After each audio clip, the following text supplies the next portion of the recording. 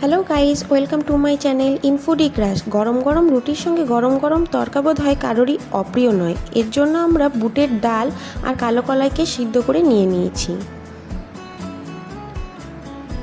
এরপর কোচানো পেঁয়াজ, রসুন, লঙ্কা, আদা, টমেটো আর একটা ডিম নিয়েছি। একটা কড়াইতে সর্ষের তেলকে গরম করে কুচি পেঁয়াজ, রসুন, আদা, লঙ্কাকে দিয়ে একটু ভেজে নেব। লাল মতো হয়ে ভাজা হয়ে গেলে এরপর টমেটো কুচিগুলোকে দিয়ে দেব।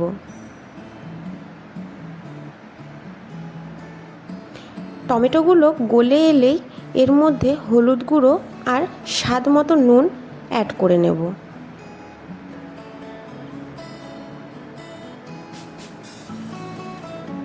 এরপর ডিমটাকে দিয়ে এটাকে ভালো মতো করে ভেজে নেব। 7 থেকে 8 মিনিট ভাজা হয়ে যাওয়ার পর এরপর আমরা কলাই সেদ্ধগুলোকে দিয়ে দেব।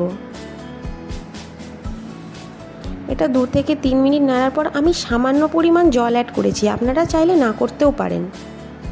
এরপর এটাকে আমি 10 মিনিট মতো ফুটিয়ে নিয়ে নামিয়ে নেব। হয়ে গেছে গরম গরম তরকা। রুটির সঙ্গে এটাকে সার্ভ করে দেখুন, আশা করি না কেউ মন্দ বলবে।